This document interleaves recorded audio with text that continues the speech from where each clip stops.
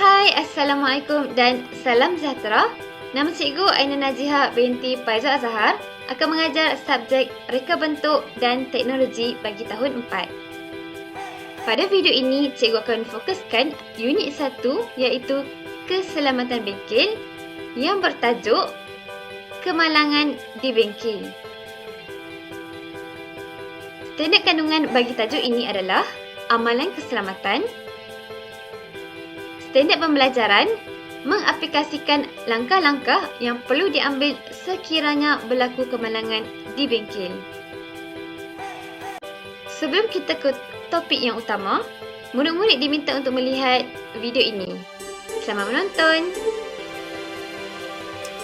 Kali ni Anif nak cerita apa ya?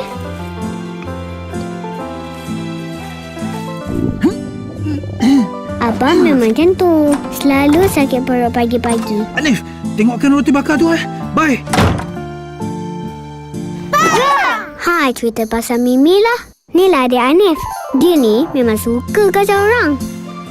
Aku cuma kau hijau, purple, kuning, Lepas tu bila orang cakap jangan, lagi dia buat. Jangan panjat, nanti jatuh. Jangan celup laut tu. Jangan lari, tukar diaper. Hei, Tapi kan ada sekali tu. Terkejut abang. Oh, sedapnya. Jangan pegang, panas. Mimi, jangan. Abang, tangan Mimi terkena panas. Jap Anif. Alamak, macam mana ni? Nenek, kalau tangan melecur, nak buat apa? Betul orang tua-tua ada banyak.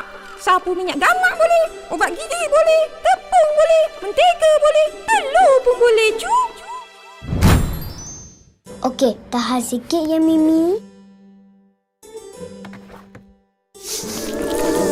Ya Allah. Tangan Mimi melecur.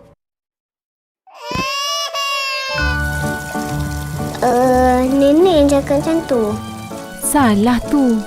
Bila kulit melecur, pertama sekali, alirkan air paip kat bahagian melecur sekurang-kurangnya 20 minit.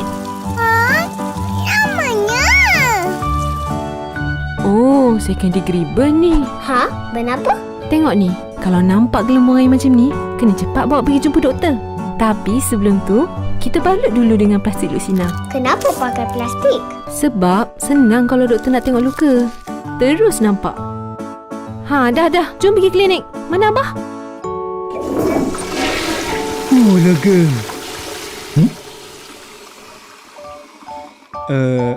Apa yang jadi? Sejak tu, bila Anif cakap benda panas dia, Mimi terus dengar. Tapi apa pun, kami semua tetap sayang Mimi.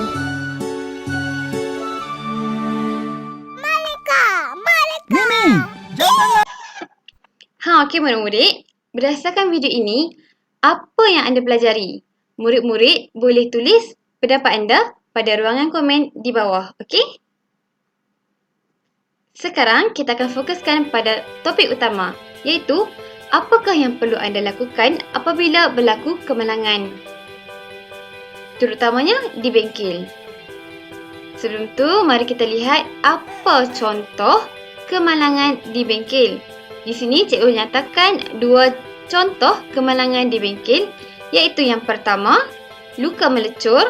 Contohnya luka melecur ni terkena benda-benda panas dan kulit kita akan menjadi kemerah-merahan seperti dalam gambar tersebut. Contoh yang kedua adalah terkena renjatan elektrik. Mari kita lihat langkah-langkah merawat luka melecur. Langkah yang pertama adalah siram kawasan yang melecur di bawah aliran air. Yang kedua, sapukan krim atau lotion yang sesuai untuk merawat kelecuran. Yang ketiga, berjumpa dengan pegawai perubatan dengan segera. Okey? Sekarang kita akan lihat apakah langkah-langkah menyelamatkan individu terkena rejatan elektrik? Yang pertama, apabila kita lihat individu yang terkena rejatan elektrik, kita jangan sentuh mangsa ataupun rakan kita di bengkel ataupun di mana-mana kawasan. Okay? Yang kedua, alihkan mangsa daripada punca renjatan menggunakan bahan penebat seperti kayu atau tali pinggang. Yang ketiga, rehatkan mangsa di tempat yang selesa dan dapatkan bantuan. Okay, contoh bantuan daripada guru kelas ataupun guru reka bentuk dan teknologi ataupun orang yang lebih tua seperti ibu bapa. Okay? Seterusnya kita akan lihat apakah pelan laluan kecemasan. Kini adalah contoh pelan laluan kecemasan dalam bengkel. Okay, murid-murid perlu keluar daripada kawasan ataupun bengkel ataupun kelas apabila berlaku situasi yang cemas seperti kebakaran. Okay, murid-murid perlu mengikut pada arah laluan keluar dari bengkel, iaitu arah penunjuk yang berwarna hijau. Okay, kita lihat kat sini, arah penunjuk ni menunjukkan murid-murid perlu keluar melalui pintu. Okay?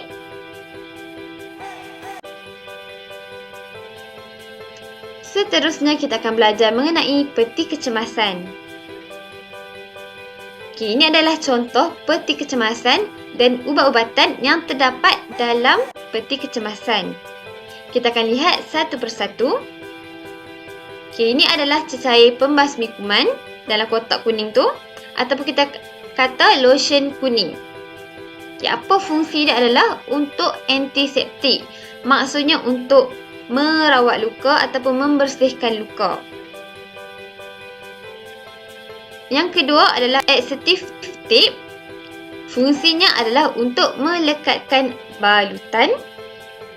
Contohnya kita letak bandage kat tangan kita dan kita nak lekatkan, cantumkan bandage tu menggunakan tape ni. Okay? Seterusnya gunting kecil untuk memotong, contohnya nak potong tape, nak potong bandage. Seterusnya plaster, fungsinya adalah untuk membalut luka. Kita ada luka, kita berplaster. Seterusnya kain kasar untuk membalut luka juga. Seterusnya adalah krim antiseptik. Tadi yang kotak kuning tu adalah cecair, yang ni jenis krim. Tujuan dia, fungsi adalah sama untuk antiseptik. Yang ni adalah kapas untuk mencuci luka. Sekiranya kita ada luka dan kita nak cuci luka tu, so kita ambil kapas, kita cuci luka dengan kapas supaya kebersihan terjamin. Okay? Seterusnya adalah, ni adalah peti kecemasan. Fungsi adalah untuk menyimpan ubatan. Itu saja untuk peti kecemasan. Seterusnya kita akan belajar mengenai alat pemadam api. Murid-murid diminta untuk menonton video ini. Selamat menonton.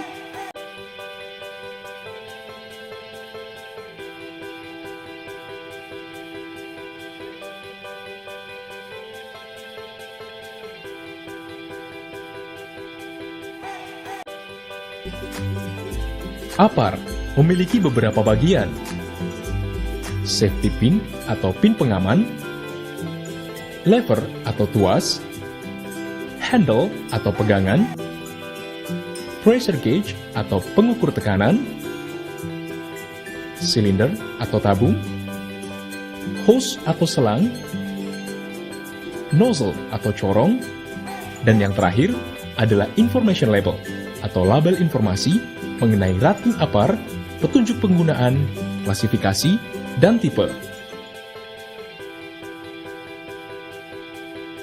Bukan bahwa APAR memiliki tipe yang berbeda-beda, yakni water, foam, dry chemicals, carbon dioxide, dan clean agent. Tipe-tipe APAR tersebut harap digunakan untuk memadamkan jenis kebakaran sesuai dengan klasifikasinya.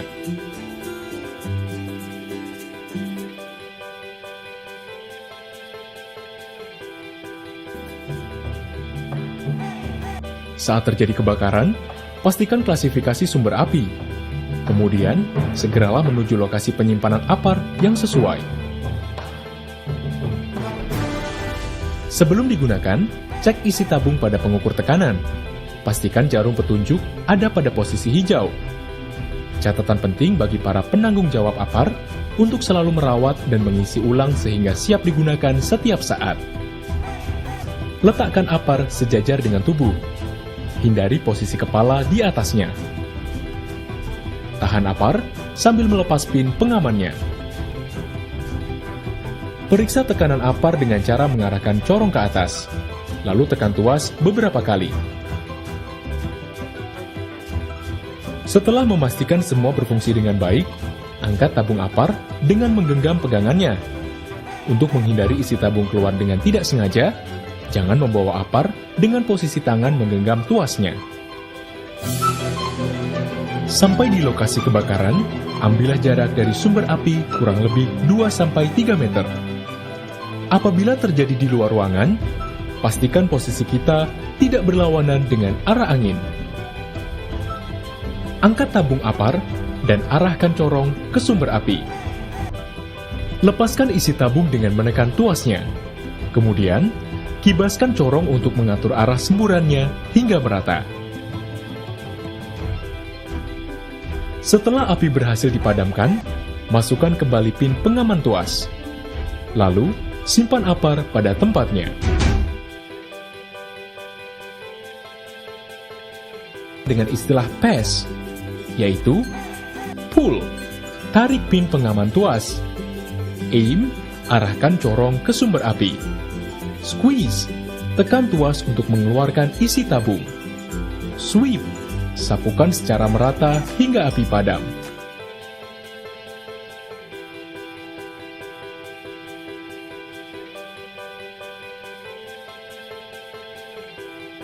Okey murid-murid, berdasarkan video ini, kita dapat pelajari mengenai alat pemadam api, contohnya cara-cara menggunakan dan lain-lain.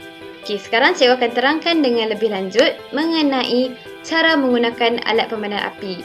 Yang pertama, tarik pin picu. Yang kedua, halakan muncung ke arah api mengikut arah angin.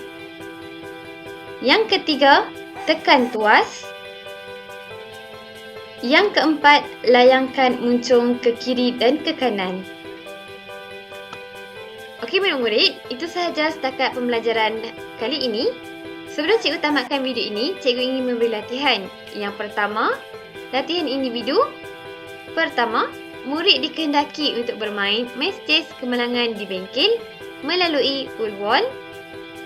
Latihan individu yang kedua, murid dikehendaki untuk bermain Open the Box, cara menggunakan alat pemadam api melalui Wool-Wall.